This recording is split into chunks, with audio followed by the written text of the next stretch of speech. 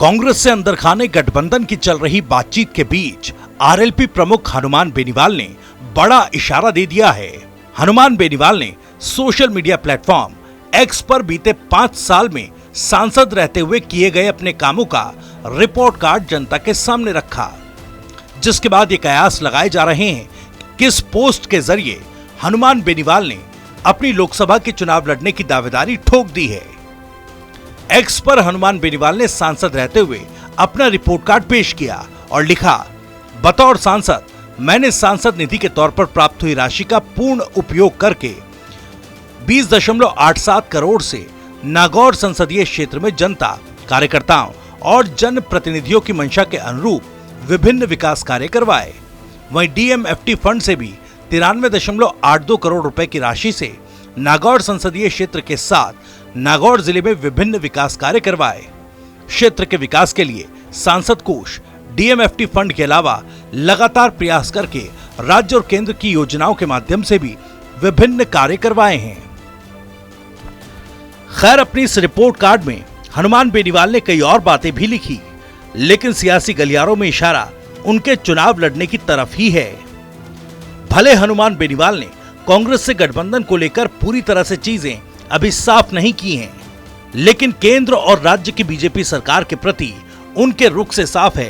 कि लोकसभा चुनाव में चुनावी ताल ठोकने के लिए हनुमान बेनीवाल पूरी तरह से तैयार हैं। बीते दिन पेट्रोल डीजल पर राज्य सरकार की ओर से की गई वैट कटौती पर भी हनुमान बेनीवाल ने केंद्र और राज्य सरकार को आड़े हाथों लिया था। बेनीवाल ने अपनी पोस्ट में लिखा कि राजस्थान विधानसभा चुनाव से पहले प्रधानमंत्री नरेंद्र मोदी जी ने अपने भाषणों में डीजल पेट्रोल में प्रति लीटर 10 से 12 रुपए कम करने की बात कही थी,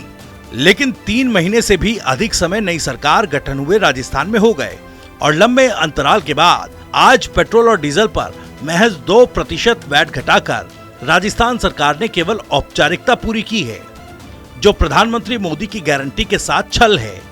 ऐसी औपचारिकताओं से भरे इस निर्णय से राजस्थान के गंगानगर और हनुमानगढ़ स्थित हरियाणा बॉर्डर से सटे पेट्रोल पंपों के बंद होने का अंदेशा नहीं टलेगा। सरकार को पेट्रोल और डीजल पर 15 रुपए तक कम करने जैसे निर्णय जनहित में लेना चाहिए। जाहिर है बीजेपी पर हनुमान बेनीवाल के इस आक्रामक रूप से साफ है कि इस बार उनका इरादा एनडीए के साथ नहीं बल्कि एनडीए के खिलाफ चुनावी पारी खेलने का है। अब हनुमान बेनीवाल के इस पोस्ट से उनके लोकसभा चुनाव में उतरने का इशारा तो मिल रहा है, लेकिन अभी तक उनकी भूमिका को लेकर असमंजस बना हुआ है। सबकी निगाहें आरएलपी सुप्रीमो हनुमान बेनीवाल पर आकर टिक गई हैं कि आखिर लोकसभा चुनाव में हनुमान बेनीवाल का रुख क्या होगा, हनुमान बेनीवाल का झुकाव किस तरफ होगा, क्या वो खुद चुनाव लड़ेंगे या उनका कांग्रेस से गठबंधन होगा। चर्चा चल रही है कि हनुमान बेनीवाल ने कांग्रेस से 2 सीटें मांगी, जो नागौर और बाड़मेर हैं। इन सीटों पर हनुमान बेनीवाल की कांग्रेस आलाकमान से अंदर खाने बातचीत भी चल रही है। बाड़मेर सीट से आरएलपी उम्मीदवार बेनीवाल को चुनाव लड़ाना चाहती है,